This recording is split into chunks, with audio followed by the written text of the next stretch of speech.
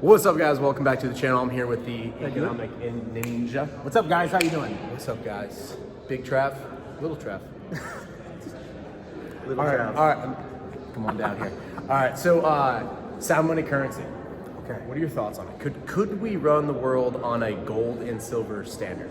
Okay, so we've had a little debate before about this, and I do believe we could have anything on a standard. I used an example once of M&Ms. I mean, you could literally like say, we're gonna back a currency with M&Ms, and if all these morons out there believe M&Ms are worth something, big people like myself do. I love M&Ms, but the point is they can back it with M&Ms, right?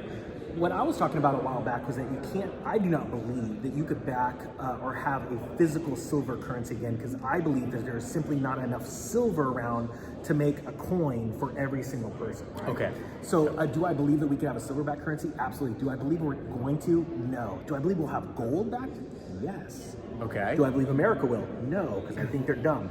Do I believe that China and Russia will? Yes. Let me break down gold back. So what you would have is you'd have a currency, like just call it the ninja coin or whatever it is, and it's backed by gold or pegged to gold.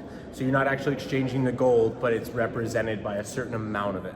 Exactly. So the gold could be a certain price, Yep. and you wouldn't, and you would be trading fractions of it represented by these ninja coins. Exactly, and the dollar was backed once, partly with gold during Bretton Woods, and then a more fully transparent gold backing before 33, but it also was backed by silver at a certain point, right? Right, yeah. The dollar was denominated a certain percentage of an ounce of silver, not an ounce. But Yeah, I mean, the original U.S. system, which I find so interesting, is a $20 bill is an ounce of silver, like the original standard here, like post-Civil War. Yeah. A dollar is a dollar, so that's an ounce of silver, and 100 copper pennies makes up a dollar. Yes. So it's 100 pennies, 1 ounce, and 20 ounces equals an ounce of gold. Yep. So it's like 10, 1, 20. Yes. So I do believe that you could back it with just about anything. Do I believe they will? No, because financial planners love to have something free floating because then they can manipulate it. Right. They can put more of it in their pocket and steal the wealth, the purchasing power from the American citizens. Now, Russia and China have been getting robbed, and the rest of the world, for a few decades. As a matter of fact, since 71 or 74, when we left that standard, and where the U.S. could just export inflation. So I do believe that you're going to see China and Russia do it, because during a last-ditch effort to try and take control, you have to be able to. There's give and take, right? So their give and take is actually taking their new currency and backing in gold. We've seen it with yuan-denominated gold bonds, and we've seen both China and Russia buying gold like crazy, and now they've announced they're about to do a joint reserve currency, and I wouldn't be surprised if by January, I'll say it on your channels, but you can mess with me because I'm wrong. Hey, but I believe you're going to see a gold backing of that reserve currency. A gold backing, okay. Yeah, of their new reserve currency. Interesting. All right, so my pitch with it's possible to have an actual standard, like even absent of governments. Like, I mean, because I think that we're getting at this spot where maybe we're about to see separation of government and currency. Yep. It's possible, right? Like, yes. It just depends on what the people ultimately want to move to. I mean, we had a separation of church and state at one point in time. Yep. And the next move could be a separation of like state and currency, state and money, as it used to be actually. Like, old school empires, I mean, they would coin clip and things like that. They would issue the coins, but ultimately, like, they weren't really in control of the gold or silver supply. Yes. They were, so it's possible. It's an interesting story that's going on right now as they're filming this. Is Zimbabwe just came out with a gold coin, right? And they said, we want to do something about inflation. Now I'm going to be honest with you. Zimbabwe has done 100% the wrong thing with their currency for decades and decades. And now they're coming out with a gold coin, right? I didn't know that. It's not a gold backing. It happened a few days ago. Okay. All right. So they've issued this gold coin. Now the sad thing is, they said, we're going to do this to fight inflation. Now the smart thing would have been to take their gold and back their currency, but they're not that bright. They want to they're going to put a Band-Aid on the economy, and they said, we're going to sell you a gold coin. Now guess what? It's beautiful. It's coming from the Zimbabwe Mint. I'm going to be honest with you. I want to buy one because it's not going to last that cool. long. Yeah. It's kind of cool because it's going to be a collector item because it's not going to be around that long. Why? Because they're telling their people, hey, we've already destroyed your currency. I know. We gave you X amount of dollars. Now they're worthless. Now take a lot of those that you probably don't have, and now you can buy the gold from us.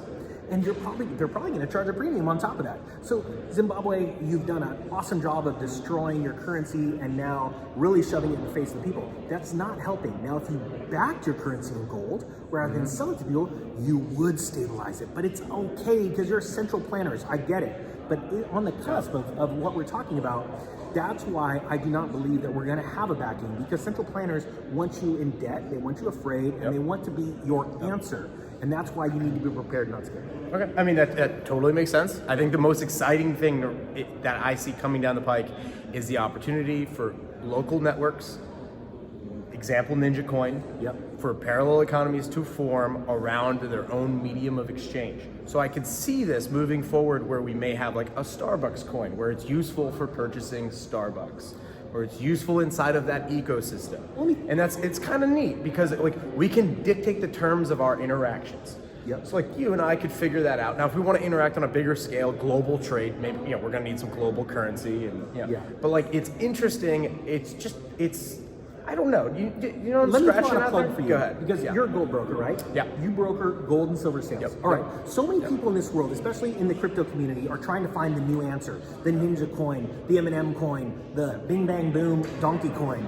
I don't know if you've seen that. It's the hottest thing ever. I'm joking. Moon rabbit. Yeah. Don't.